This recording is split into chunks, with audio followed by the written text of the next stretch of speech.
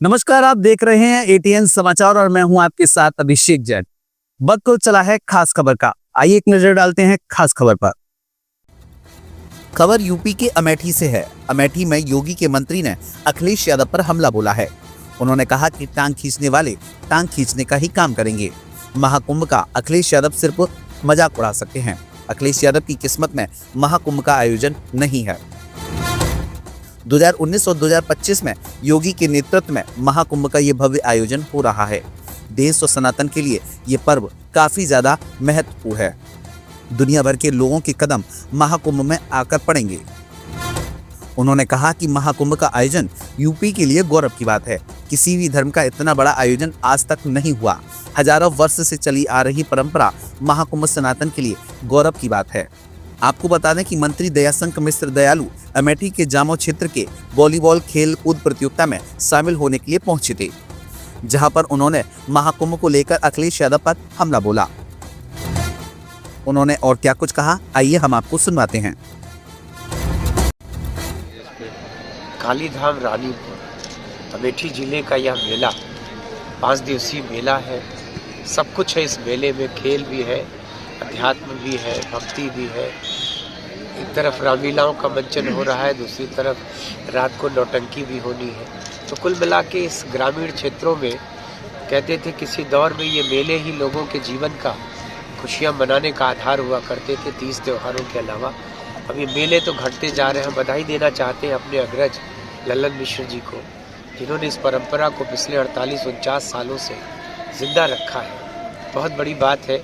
धीरे धीरे लुप्त हो रहे मेलों के इस दौर में आज भी यह मेला उतनी शान शौकत से मनाया जा रहा है। तो मुझको लगता है कि हमारे जैसा व्यक्ति निश्चित ही आकर अपने को गौरवान्वित महसूस कर रहा है।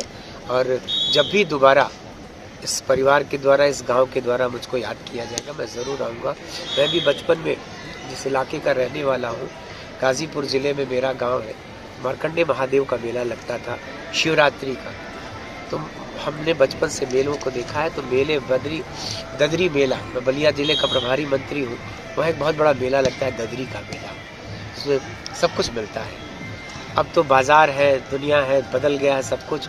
इन मेलों का महत्व तो ख़त्म हो गया, कम हो गया है। लेकिन फिर भी इस गांव में यह परंपरा इतने वर्षों से चल रही है। तो बहुत बहुत साधुवाद, बधाई क्षेत्र के लोगों को, आयोजन समिति के लिए। ये सदी का पहला महाकुंभ है। सरकार पूरी तरीके से सजग है कि इसको जितना से ज़्यादा भव्य बनाया जाए, लेकिन विपक्ष लगातार इस पे तंज कस रहा है। देखिए, पैर खींचने वाले पैर खींचते रहते हैं। उनका काम ही है टांग खींचना, टांग खिंचाई करना। लेकिन आपने 2019 में देखा था उस अर्ध कुंभ के आयोजन को उत्तर प्रदेश के यशस्वी मुख्यमंत्री योगी आदित्यनाथ जी ने, देश के प्रधानमंत्री जी का जो निर्देशन रहता है, जो उनका हर तरह से सहयोग रहता है, उसको लेकर पिछला बहुत भव्य आयोजन किया। दुनिया ने देखा था। इस बार का आयोजन चूँकि ये महाकुंभ है, तो इसका आयोजन करने के लिए उत्तर प्रदेश के लिए गौरव का विषय है कि उत्तर प्रदेश में ये प्रयागराज है। दुनिया के किसी धर्म के किसी भी धार्मिक आयोजन में संसार में इतनी बड़ी भागीदारी किसी धर्म के किसी भी आयोजन में नहीं होती। ये भारत का गौरव है। ये महाकुंभ हजारों वर्षों से चली आ रही परंपरा है। तो मुझको लगता है कि देश सनातन के लिए ये बहुत बड़ा पर्व है, महापर्व है। सारे दुनिया के कोने में रहने वाला कोई भी सनातनी ऐसा नहीं होगा जिसके कदम इस मेले की तरफ ना है। सरकार ने बड़ी भव्य दिव्य व्यवस्था की है। अखिलेश यादव लगातार छींटाकशी कर रहे हैं, चाहे वो स्वास्थ्य सेवाओं को लेकर हो महाकुंभ में, चाहे आवागमन को लेकर के हो। इस पर क्या मैंने कहा ना कि अखिलेश यादव को तो शायद इन मेलों को कराने का सौभाग्य नहीं मिला। 19 भी मिला तो योगी जी को ही मिला, 25 भी मिला है तो योगी जी को मिला है।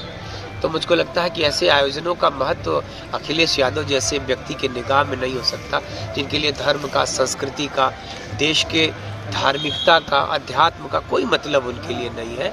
इसीलिए ऐसे आयोजनों का उपहास करना शायद उनका शौक है।